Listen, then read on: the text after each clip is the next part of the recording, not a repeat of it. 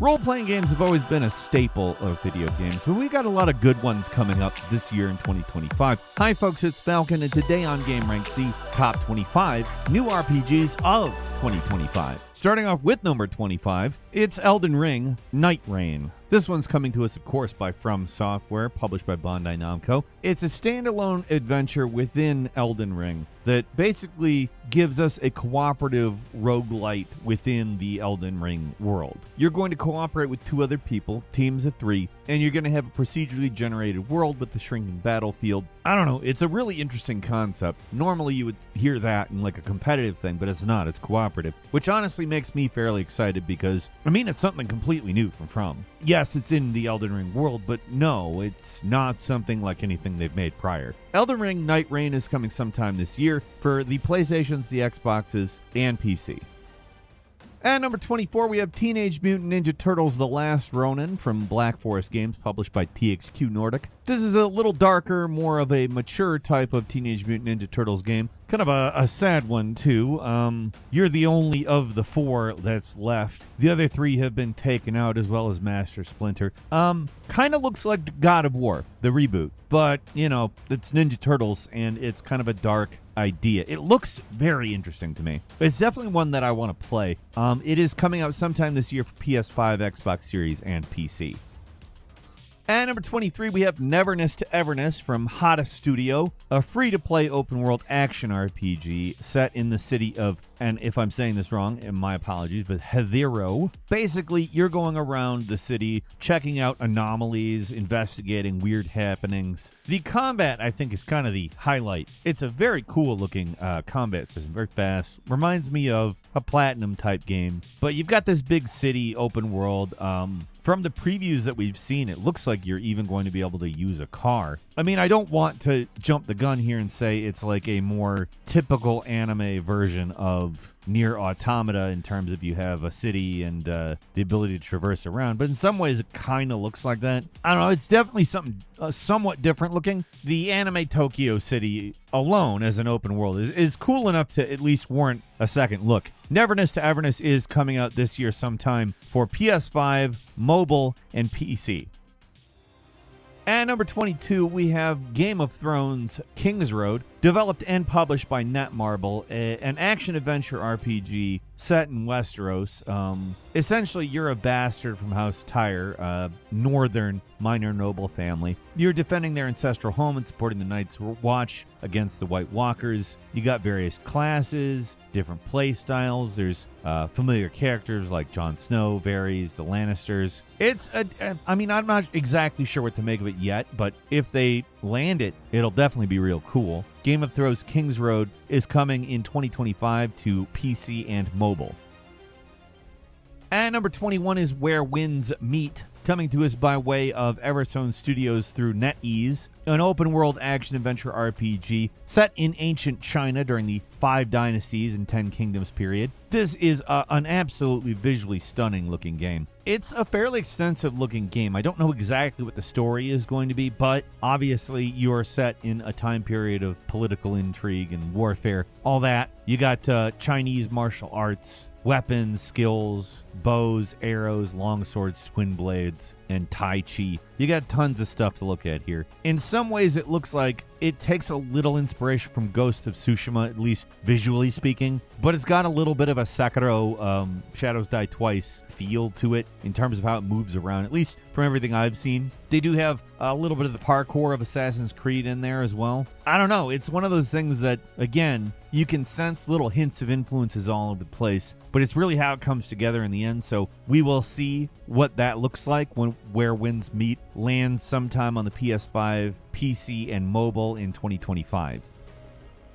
At number 20 is The Wayward Realms, a game from a couple of former Elder Scrolls developers. It's an open-world fantasy RPG that absolutely will conjure those games for you. Interestingly enough, the design philosophy is as such. They want the kind of modern technology, the stuff that you know from the more recent those types of games, but with the ideas of Daggerfall, the second Elder Scrolls game that came out in 1996.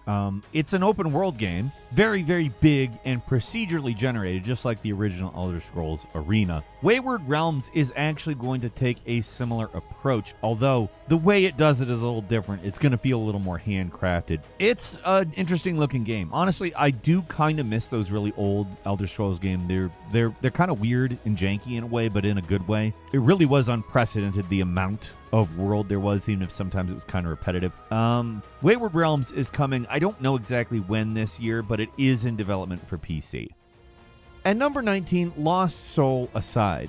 This one is by Altazero Games, but it's published by PlayStation Studios. This is a game that's got some Final Fantasy 16 vibes. You got sort of Devil May Cry-ish type battle system, maybe a little bit of Ninja Gaiden-y looking stuff going on in a very obviously Final Fantasy-inspired world. It's got the semi-open world, visual style, even character movement, stuff that looks like Final Fantasy 16. This was actually originally just a solo project by a single developer, but clearly it had a good reason to be elevated and published by PlayStation Studios. I don't know, it looks like it could be pretty good. A lot of these Chinese games are kind of coming out of nowhere and being huge. I wouldn't be shocked if they're kind of out Final Fantasy 16-ing Final Fantasy 16. We'll see though when Lost Soul Aside lands sometime this year on PS5 and PC. Moving on to number 18, it's Neo Berlin 2087, coming to us by the Elysium Game Studio. Guess where it's set? You got it, in Berlin, in the year 2087. It's kind of a cyberpunk story. They're talking about the two-class system with an affluent, rich class and a lesser class and impoverished class. I don't know. It seems like that's not really that future dystopia, but if that's what they got to do to talk about it, that's what they got to talk about it. It's a pretty looking game, very cinematic looking. We don't know exactly what the story's about other than the class thing, so I mean, makes sense. I don't know exactly if it's going to be a big old open world RPG the same as Cyberpunk, but it does look like it's taking a lot of inspiration from Cyberpunk. Neo Berlin 2087 is coming to the PS5, Xbox Series, and PC. Don't have a release date yet, though.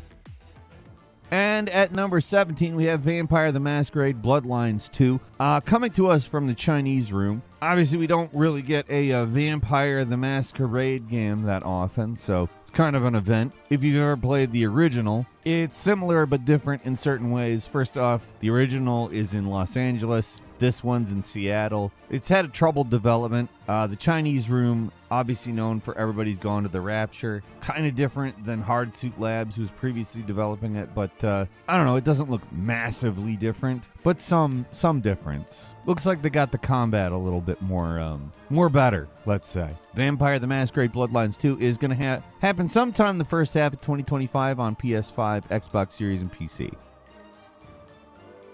Moving on to 16 is Ballad of Antara, a free-to-play action RPG.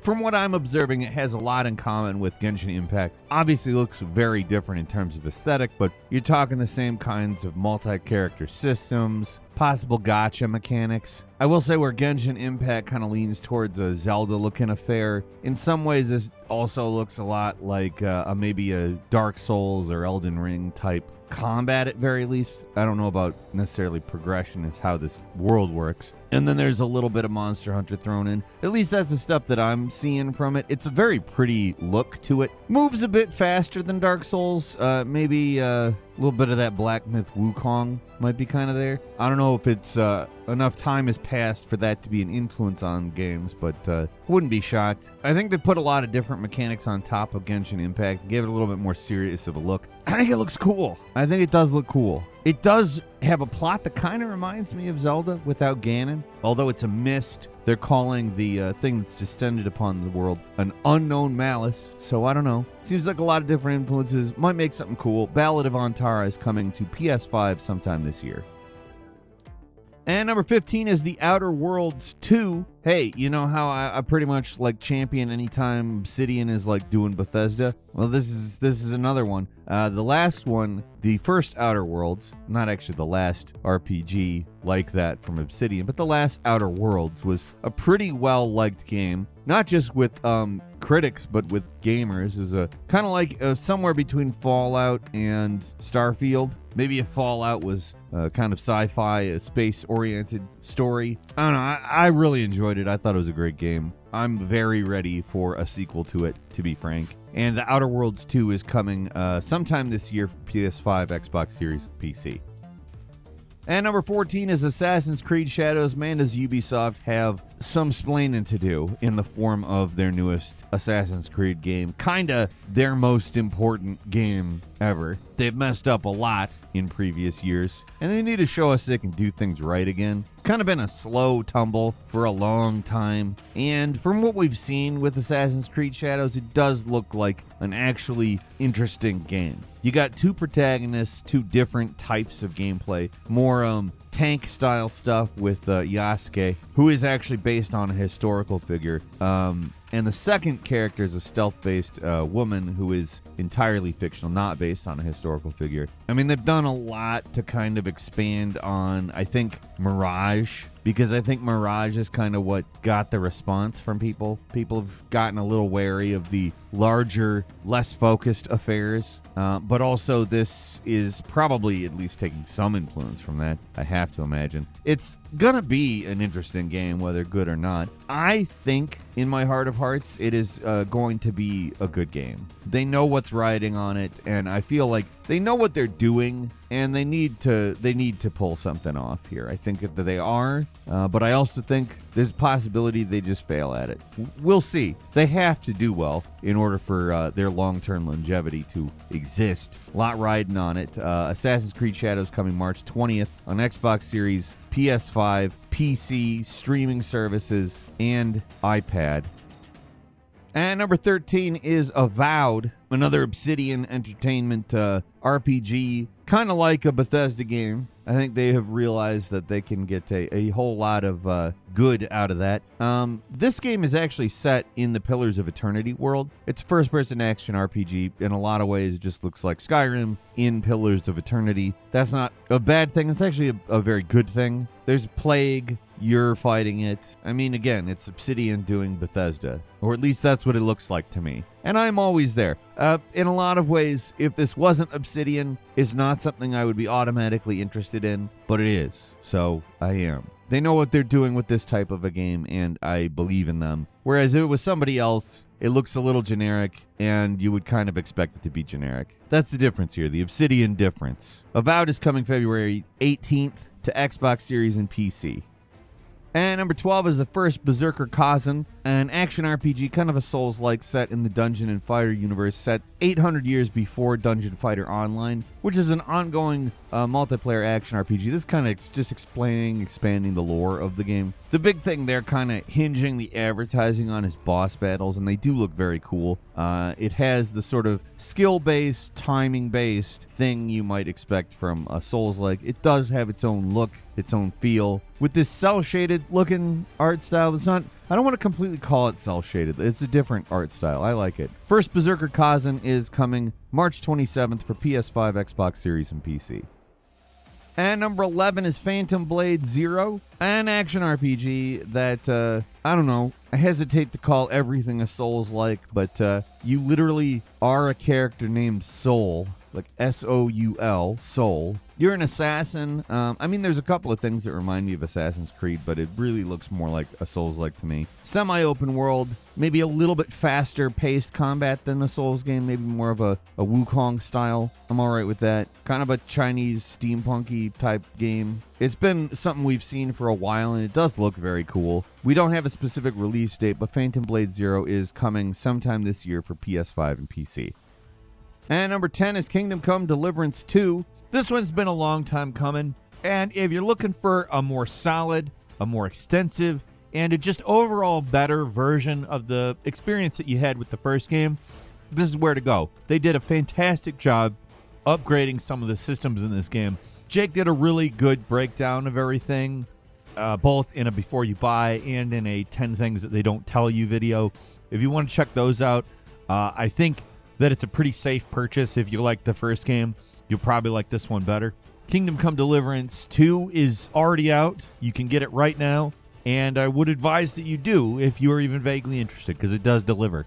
And number 9 is Fable. Hey, you remember Fable? I do. It was something that was promised to be much bigger than it was, but the thing it ended up being is something I actually really, really like. That said, the original 3 games were developed by Peter Molyneux-headed studios, and this one is not. This is a reboot. You got humor and fantasy, but I don't know if you'll have the exact same kind of humor. I don't really know. There's a lot up in the air with this. The whole point of Fable is that all of your choices vastly impact the world and how everything is going. I don't know how exactly they're going to do that, because they haven't really done something as expansive as Fable in that respect in quite a while. Like, Fable had stories, but the thing that really mattered was what the world looked like by the end of the game. And in recent years, a lot of games that, kind of do have quote-unquote choice, they don't necessarily physically impact the world in the way that it did in Fable. I don't know, we'll see. Fable is coming out sometime this year for Xbox Series and PC.